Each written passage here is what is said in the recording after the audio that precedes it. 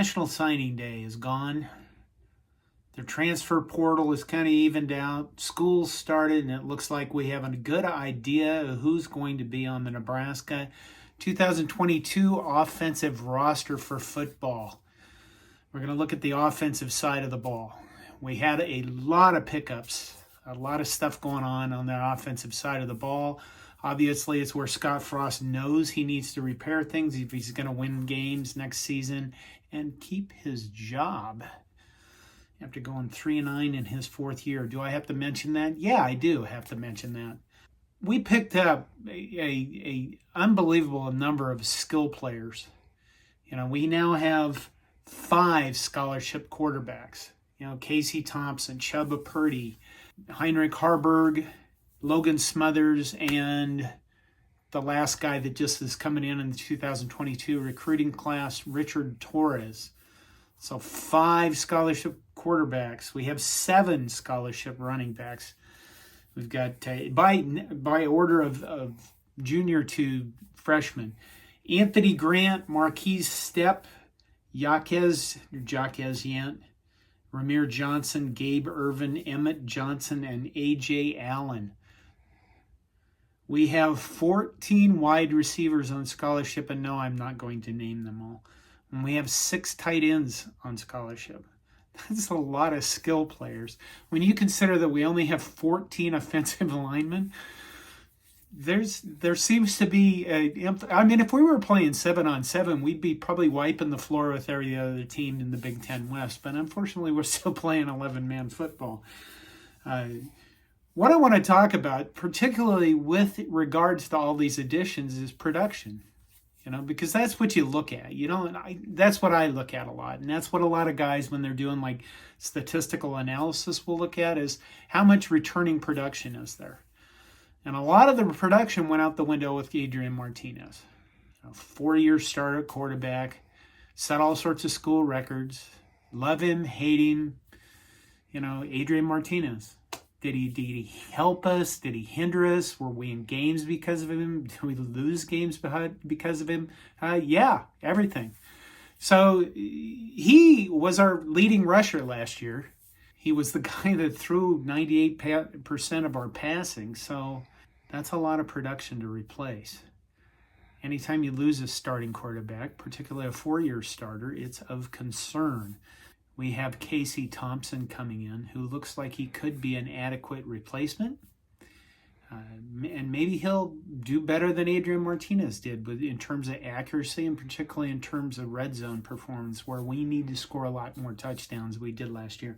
But Adrian Martinez, leading rusher, threw all the passes last year except for a few by Logan Smothers, and I think maybe 1 or 2 by Mark Masker.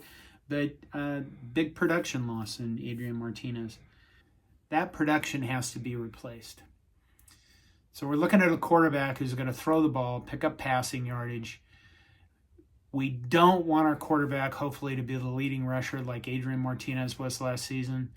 So we're looking at one of those 7 running backs to become the leading rusher. And out of those 7 running backs, and when we look at them, who are you going to pick?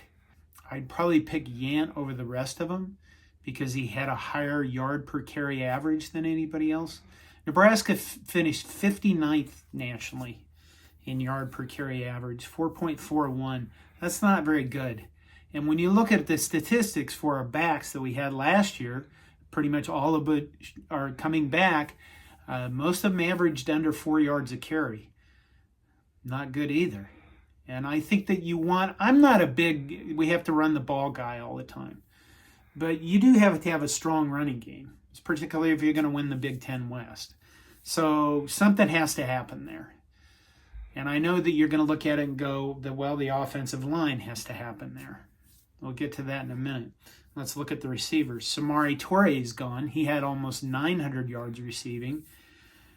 Caught 46 balls. Austin Allen was the second leading receiver. He's gone. 38 receptions for 602 yards. Omar Manning is back, and he was third in yardage with 26 for 380 yards. So you're looking at in the receiving game, again, just like the running backs, who's going to replace all that production? Who's going to increase that production? Do we have a 1,000-yard receiver amongst this group?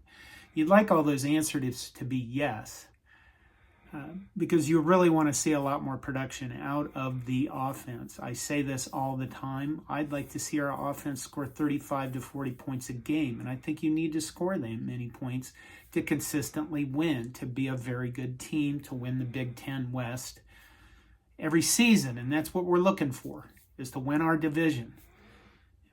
Honestly, if we can't do that, then we got to find another guy to be the head coach and another coaching staff. 1,000-yard receiver. You'd love to see Omar Manning get that many receptions, that many yards this coming season. You've heard so much about the guy being an NFL level receiver, but we haven't seen that much production. We've seen glimpses of absolute beautiful plays, like that touchdown pass against Oklahoma from Adrian Martinez, where he leaped up and grabbed that thing. That's the one that always comes back. Xavier Betts, again, produced some, but is he going to be a guy? Is new incoming guy Trey Palmer going to do that for us? Who's going to be the guy? I'd like to see your comments on that. What are your expectations? Who are these 7 running backs? It's going to be the guy, or these set of guys, maybe 1 and 2, the swift scat back guy and the power guy like Yant, or Marquise Stepp, or Anthony Grant. Who's going to be the guys, in your opinion, for running and receiving? I think I'd say if I asked you, 90% of you would say Casey Thompson's going to be the starting quarterback, and I'm okay with that. I want to point out something. Let's go back to the offensive line. 14 guys on scholarship.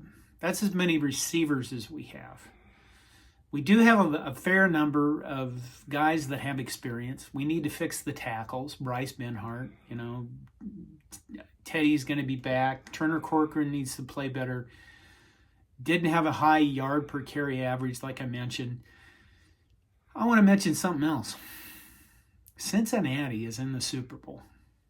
Cincinnati with Joe Burrow. Okay, if you watch Cincinnati play football this year, their offensive line is not good, and that's probably being very nice to their offensive line. They gave up 55 sacks this year, 30th in the NFL. And yet they're in the Super Bowl. Maybe you're looking at this going, well, they got a great defense. No, not really. Their pass defense is pretty crappy, and their run defense is only average. And how did they do this? When you look at Cincinnati's offense, and I didn't watch this all season. I watched a lot of the playoffs. But when you watch their offense, one of the things they do is they know they have a shitty offensive line. So they want to call pass plays, and they want to call plays so that the quarterback can get the ball out quickly. And if you go back and look at Adrian Martinez and go back and look at Nebraska's offense, how many times did you see him looking around for a receiver and either he didn't decided too late, couldn't find one, but there was not many check down opportunities for him. Not like Cincinnati. They get the ball out quick because they know that Joe Burrow's going to get hit. And you don't want a guy that's worth, I don't know how much he's worth, $385 billion right now. You don't want him getting hit repeatedly because he's worth the franchise. So you got to design your offense so that you're working with what you have. And I think in the years past, we've looked at an offense where Scott Frost looked at it and said, well, this is the plays I want to run because these are the other team's weakness and we can exploit them. But not with the team we had. And I think that's really a big weakness for us. So my hope would be is that Scott Frost lets Mark Whipple come in, and maybe Frost looks at Whipple and goes, how about if we try this? But let's Whipple do the game plans. Whipple call the plays on Saturdays because, quite frankly, I think Scott Frost is not that good at it, and he's got too much other stuff going on he needs to pay attention to. Kind of like asking his special teams coach what's going on every once in a while, maybe. Am I excited about this? Yeah, I think there's a lot of good additions on offense. Offensive line should concern everybody. The quarterbacks look like they could be decent replacements. We have so many options at running back and receiver. I mean, somebody's got to work out, right? Fix the tackles. Your offensive line gets better. Do I think that we're going to do this again? I want 35 to 40 points a game. Can we do that? Yeah, I think we could. If our offense works with regards to schemes and play calling, I think we have all the players we need. I think it really comes down to how well the coaching staff is. And listen, you know what? Let me say that I get the comments about, well, you're Debbie Downer or you're negative. This isn't about me being Debbie Downer or negative. This is about love, okay? And last year, when we look at 1 year ago, right about this time, we looked at the roster, and you'd look at this roster and you'd say, this is a team that should win a lot of games. They have a fourth-year starting quarterback. They have good tight ends. They have good receivers. They have decent running backs. We should win the Big Ten West, or at least contend for it, and then we didn't. And quite frankly, it was heartbreaking. I put a lot of emotional investment in this team, and they broke my heart. So what do you do when your heart gets broken? Do you just go start loving again right away? Bullshit. You take a long time. You sit there and go, I've been hurt, and I don't want to do this again. And that's where I'm at with Nebraska football. And if you can't understand that, rather than just me being negative, you're probably not as good a Nebraska fan as I am. Thanks for watching.